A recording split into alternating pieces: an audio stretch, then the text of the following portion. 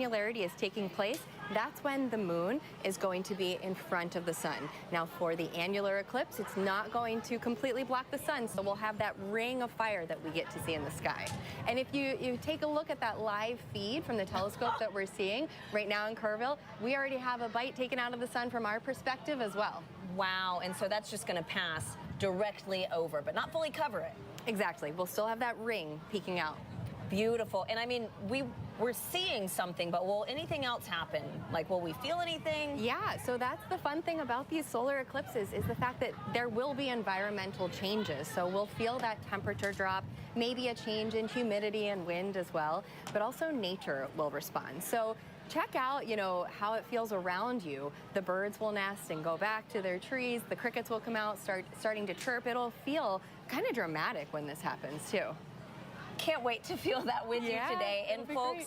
I mean, it's not just us here on Earth plugged into today's action. Emily Ferfaro with NASA Communications had a chance to chat with two astronauts aboard the International Space Station to learn more about the sun from their unique perspective off our planet. Jasmine, Satoshi, this is so exciting to be talking with you. This is the coolest thing that I've ever done. As you know, all eyes are going to be on the sun on October 14th as we experience an annular solar eclipse. And so I'm wondering, have either of you ever seen a solar eclipse of any kind? Emily, actually, coincidentally, my very first day at NASA was August 21st, 2017. Which was an incredible solar eclipse. All my classmates and I got to go outside and stare up with everyone. Pretty much everyone else at NASA was outside in those moments looking at the solar eclipse. So that's something I'll always remember. Wow, oh my gosh, what an incredible first day that must have been. Solar eclipse events provide scientists with a unique opportunity to study the sun in different ways. So with that, I'm wondering, how do you study space weather and impacts from the sun on the International Space Station? Well, Emily, from the International Space Station, we have a really unique vantage point looking back at the Earth. But also there are several experiments actually mounted right outside here on the Japanese experiment facility outside of the GEM module. Regarding the space weather, specifically from solar flare activities point of view, a specialists on the ground kindly observe it continuously, and when there is a big solar flare, they notifies it of us, and we move to a relatively safe place on the International Space Station. Wow, I am so glad that you're well protected up there on the International Space Station. I want to touch back on the annular solar eclipse. This celestial event kickstarts NASA's Heliophysics Big Year, which is a global celebration of sun science and a year where we're inviting the public to do as many sun-related activities as possible. And so I'm wondering, what is your favorite thing about the sun? Well, Emily, for me, I don't particularly like the dark, and I don't particularly like being cold. So I'm a big fan of the light and the warmth the sun brings. We wouldn't be the planet we are without the sun. Yeah, Emily, I echo Jaws, and I like the brightness and the warmth of the sun, and I'm looking forward to the next solar eclipse. That reminds me of something that my friends in heliophysics say, which is that the sun touches everything. With that, I want to thank you so much for taking the time to chat with me today about the sun, and I hope that you both have a great view of the eclipse wherever you might be, and good luck with the rest of your mission. Thanks so much, Emily. Have a good one. Station, this is Houston ACR. Thank you. I mean, how cool is that? Can you imagine seeing the shadow of an eclipse on Earth from space? It would just have to be incredible. Now, folks, the crowd is growing here in Kerrville, Texas, as we inch closer to our moment to witness that Ring of Fire effect in person. Now, it's a good time to check in with James at our Eclipse desk. James, how are things looking on your end? Hate to hear, yes, so we're still just a little bit away from the annularity here in Kerrville, Texas. Really cool to see the science going on in the International Space Station. Coincidentally, there's actually some really cool science going on just a little bit to the west of us in just a few moments in White Sands, New Mexico. And right now I'm actually joined by scientist Jamie Favors, who can walk us through exactly what we're about to see with this sounding rocket launch. Jamie, thanks so much for joining us. Thank you so much, James. Yeah, so is this your first annular eclipse? It is, yeah, and first time launching rockets into an eclipse too, so. Amazing, and we're about to have the first of 3 launches. I understand we're kind of timing these launches out to specific times here, right? Yeah, so you're exactly right. So we'll have 3 launches during the eclipse, about 35 minutes before the peak. That'll be this first one, right in the middle of the peak, and then 35 minutes after the peak. Studying that upper atmosphere, the ionosphere, kind of see what are those impacts from the sun that really change, important features of the upper atmosphere that impact things like radio communications, satellite operations. Yeah. And we just had a launch yesterday in Cape Canaveral, Florida, of our Psyche mission. That's going out into deep space, but these rockets, which just launched actually here. Perfect. This is just took off, so this is actually going to come back down afterwards. Right? That's right. So we're seeing first stage burnout here, about 6 seconds in. Blink out for a second, so the rocket's still moving along. There we see the rail, the pad that we just launched from. So as we're launching into space, we're going to start making measurements roughly about a minute into launch. So we're a few seconds in now. I bet we're getting pretty close to the second stage lighting off at this point to take us all the way into space. So roughly that 1 minute mark is where we start to do a lot of the science. Oh. The payload separates from the rocket. We have some deployables we'll release from that payload out at that point. We'll start moving that payload around in space so that it's starting to make good measurements. We have these booms or arms that come off of the payload, start making different measurements there of like magnetic structures, electric structures in the upper atmosphere, as well as temperature and density. One way to kind of think about this, what the shadow of the eclipse is doing in that upper atmosphere is it's creating these waves as all those temperature and density changes are occurring. So kind of think about it in the way of like a boat moving through the water. Yeah. We've all seen a boat move and you see the waves propagating out from it or moving away from the boat. That same thing is happening here with the eclipse and that shadow. So with those 3 rockets, we're launching one right before the boat moves through, one right in the middle of the boat coming by, and then one right after the boat moves through, or the eclipse shadow. Sweet, and so we are just now a couple minutes away from actually getting annularity here in Kerrville, Texas. Our first view is actually going to be up in the Pacific Northwest, up in Eugene, Oregon. They are going to be experiencing this starting at around 9:17 local time. Jamie, thank you so much for joining us. Best of luck for the next 2 launches. Yeah, thank you so much, James. Back to you, Tahira. Wow, I mean, if the day wasn't exciting enough, now we've got a rocket launch in the mix. It's so exciting. It's incredible. And I mean, what a NASA broadcast, right? And so thank you, James and Jamie. Now, Gina, we have a lot of great questions rolling in from our viewers online. How do you feel about taking a few? Let's do it. Okay, let's do it. So our first question is from Entertainment on Facebook, who asks, how often do eclipses happen? Great question. Well, thank you for that. So there are actually eclipse seasons. And so we can get eclipses about 2 to 3 times a year. You might expect them to happen every time there's a new moon, but that's not the case because the orbit of the moon is tilted by about 5 degrees, which means sometimes the shadow is a little too high and it doesn't hit Earth, and sometimes a little too low. Definitely awesome viewing. We're also seeing it in California, Nevada, Utah, New Mexico, San Antonio. Everyone's seeing it for different time frames at different times, depending on where you are. But we're out here at Fort Rock State Park, and it's a great morning. And you know what? The park opened at 7 a.m. People started filing in right then at 7 a.m. The parking lot quickly filled. There are some massive boulders around, and people are climbing up on the boulders, trying to get that view to the east.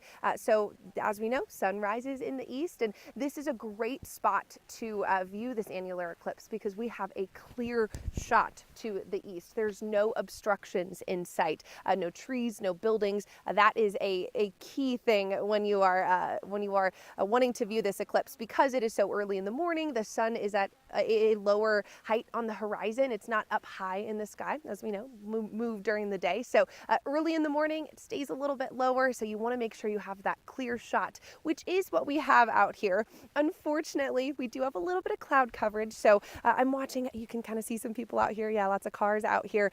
People are keeping their eye to the skies. So we are, hopeful that we will get to see this annular eclipse here. But Lots of people with their safety protective glasses with different telescopes that are helpful with viewing. Let me see if I can find mine in one of my many pockets. But yeah, you want to make sure that you have that protective eyewear if you are going to view the eclipse, because you do not want to look at it direct. I can't find my glasses. That's okay. But they're those paper glasses. You want to make sure you're wearing those. When you look through them, you should see complete darkness. And so because it is dark, you can still see the sun. So then when you look at the sun, all you can see is that sun shape. So you can see that eclipse moving through. So it is not safe to look directly at the sun. So if you are going to do some eclipse viewing today, you definitely want to make sure you have those protective glasses. I picked some up at a grocery store. They're pretty easy to find around town. But yeah, it is a beautiful morning out here at Fort Rock State Park. And what I will say is that even if the cloud coverage does stay in the way of the eclipse, we will still see darkness. So it's light outside right now, but we're going to see that it's get gradually darker as that annular eclipse happens. And then once we hit that max annular eclipse, it will go dark. I'm told that it feels cold. You start to, everything, the birds, the animals, it think it's nighttime. It happens so quickly. So I'm told it's an incredible experience. I'm excited to experience this for the first time myself, but lots of people out here at Fort Rock State Park. And we're gonna keep this live stream up, and we're actually gonna also take a look at NASA's live stream and see what they're seeing there. So be sure to stay with this live stream. I'm gonna step out of the way, let you all see what we're seeing out here at Fort Rock State Park in Oregon, and enjoy this annular eclipse.